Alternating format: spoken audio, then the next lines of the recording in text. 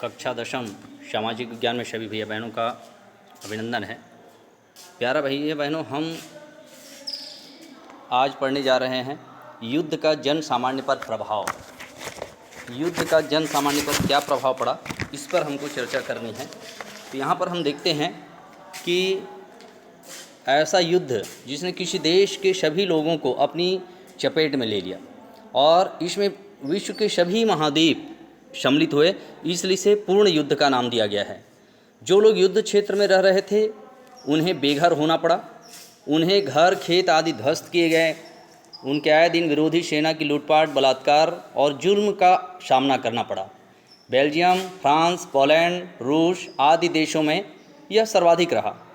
भैया बहनों, सभी सरकारों ने पहले स्कूलों की पाठ्य पुस्तकों से लेकर पोस्टर, नाटक, सांस्कृतिक माध्यमों से एक ऐसा प्रयास किया और उन्होंने ऐसा वातावरण निर्मित किया कि पूरे विश्व के जितने भी देश हैं अपने लोगों को, जन सामान्य को उसने युद्ध में जोड़ने का प्रयास किया और लोग बड़े उत्साह से उसमें सम्मिलित भी होते गए। परंतु जब युद्ध की भयानक स्थिति, वास्तविक सच्चाई उभरने लगी तो हर देश में युद्ध समाप्ति और शांति बहाली के लिए प्रयास होने लगे। युद्ध में लगभग हर परिवार का कोई ना कोई सदस्य सेना में भर्ती होता गया और सेना में जब भर्ती हुआ तो आगे उसका परिणाम हम देखते हैं कि वो किसी न किसी माध्यम से या तो मारे गए या फिर वो अपाहिज हो गए, विकलांग हो गए, और ऐसी भयानक स्थिति उस समय हमें देखने को मिलता है। भैया बहनों, ऐसी स्थिति में और भी हम देखते हैं कि उस समय हर देश ने क्या किया, जितने भी वस्तुओं का उत्पादन है वह खाद्य सामग्री के लिए नहीं, आवश्यक सामग्री के लिए नहीं, बल्कि जो भी खर्च हो रहा था वह मात्र शस्त्र निर्माण के लिए किया जा रहा था। अर्थात उसमें पूरे पैसे को युद्ध की तैयारी में लगाया गया। उस समय लड़ाकू विमान, machine gun, AK-47, liquid fire, अणु बम, परमाणु बम, अर्थात अस्त्र शस्त्रों के निर्माण के लिए पूरा पैसा लगा दिया गया। भैया बहनों, मगर उन कल कारखानों में काम करने वाले कौन? मजदूर वहाँ काम कर रहे हैं। उत्पादन तो बढ़ा, मगर मजदूरों के साथ जो स्थिति देखने को मिलता है, मजदूरों का वेतन नहीं बढ़ा, बल्कि मजदूरों को उतना ही वेतन दिया गया और बल्कि मजदूरों का शोषण होने लगा। भैया बहनों, इस तरीके से मजदूरों में आक्रोश की भावना ने जन्म लिया। क्यों?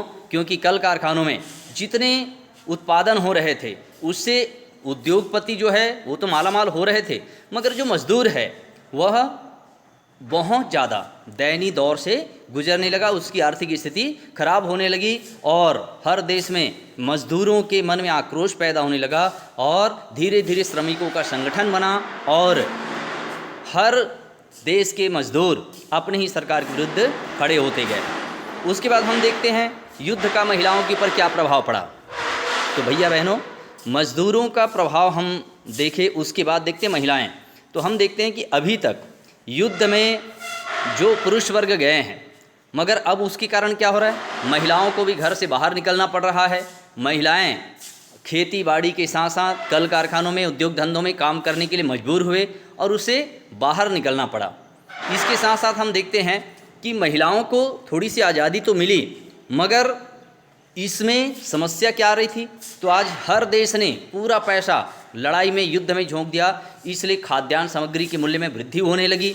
आम आदमी महंगाई की मार में इस तरीके से परेशान होने लगा कि उसे अपनी दैनिक जीवन में जो चीज़ की आवश्यकता है वह मिलना भी मुश्किल होते चला गया। अर्थात श्रमिक वर्ग भी इससे परेशान हो रहा है, महिलाएं भी इनसे परेशान होने लगे। और इसके साथ साथ हम देखते हैं कि 1917 से लगभग हर देश में युद्ध के खिलाफ अब जनमानस में एक वातावरण बनने लगा कि नहीं, हमें युद्ध नहीं चाहिए। और इस तरीके से अब कई देशों में अपने ही सरकार के विरुद्ध आवाज़ उठने लगी, आंदोलन होने लगे और सभी देशों में कहीं न कहीं इस बात को अब समझ में आने लगा कि यह युद्ध किसी के लिए लाभदायक नहीं है, इससे किसी का लाभ नहीं होगा।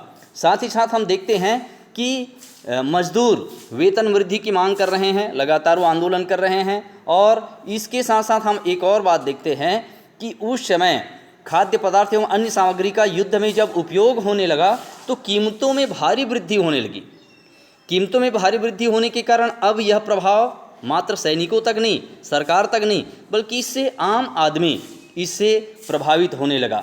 साथ ही साथ हम देखते हैं कि उस समय जगह जगह औपनिवेशिक शासन के विरुद्ध राष्ट्रीय आंदोलन होने लगे और सभी देशों में अब लोकतंत्र की मांग होने लगी कि नहीं, लोकतंत्र होना चाहिए, क्योंकि जहाँ पर राजतंत्र है वहाँ पर सरकारें अपनी मनमानी करने लगती है और इसलिए लोकतंत्र जहाँ जनता का, जनता के लिए, जनता के द्वारा शासन होना चाहिए। अतः लोगों में अब लोकतंत्र की मांग उठने लगी। भैया बहनों, हम देखते हैं कि जैसे जैसे हालात बदलते गया, महिलाओं में भी जन जागरण आने लगा, महिलाएं बाहर निकलने लगी, श्रमिक वर्ग अपना संगठन बनाकर आंदोलन करने लगे और अपने ही सरकारों के विरुद्ध अब आंदोलन होना प्रारंभ हो गया। और इस तरीके से हम देखते हैं कि जहां पर नौजवान पुरुषों की सेना में भर्ती होने के कारण अब महिलाओं को कल कारखानों में, खेतों में काम करने के लिए आगे आना पड़ा। घर में कमाने वाले पुरुष के ना होने से महिलाओं को घर को संभालने के साथ साथ मजदूरी के लिए बाहर काम करना पड़ा। इसका महिलाओं पर गहरा असर पड़ा और महिलाओं का संगठन जब सशक्त हुआ तो हम देखते हैं कि सबसे पहले ब्रिटेन की संसद में सन 1918 में वोट देने का उसे अधिकार प्राप्त हुआ। अभी तक महिलाओं को यह अधिकार नहीं था। तो वहाँ पर कैसे अधिकार दिया गया? तो 30 वर्ष से अधिक उम्र की संपत्तिवान महिलाओं को वोट देने का अधिकार पहली बार ब्रिटेन में प्रदान किया गया। और उसके बाद और देखते हैं कि महिलाओं में जैसे जैसे जन जागरण आता गया, उसी के परिणाम स्वरूप अन्य देशों में भी महिलाओं में जन जागरण आया और इस तरीके से हमने देखा कि प्रथम विश्व युद्ध में इससे महिला, पुरुष, गरीब, अमीर सभी प्रभावित हुए। नौजवान हमारे देश के नहीं बल्कि विश्व के सभी नौजवानों को पहले तो युद्ध में मज़ा आ रहा था कि हम अपने देश के लिए मर मिटेंगे, परंतु परिस्थितियां जब रंग दिखाने लगा तब समझ में आया कि युद्ध किसी के लाभकारी नहीं है, किसी के लिए फ़ायदेमंद नहीं है। देर सवेर इससे परिणाम दुखदायी ही होंगे, कष्टदायी होगा। और इस तरह से हम देखते हैं कि प्रथम विश्व युद्ध का जो प्रभाव है जन सामान्य पर बहुत बुरा प्रभाव पड़ा। इससे आर्थिक नुकसान भी हुआ, लोगों को जन धन की अपार क्षति सहनी पड़ी। और भैया बहनों, विश्व इतिहास में हम विश्व के इतिहास के पन्नों को पलट करके अगर देखें तो न रामायण काल में न महाभारत काल में इतना विनाश नहीं हुआ है।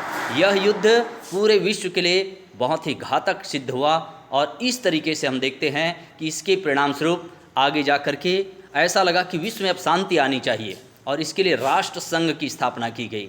राष्ट्र संघ जो विश्व में शांति की पहल करता है। तो भैया बहनों, आज के कालखंड में इतना ही, आगे चर्चा करेंगे दूसरे कालखंड में। धन्यवाद।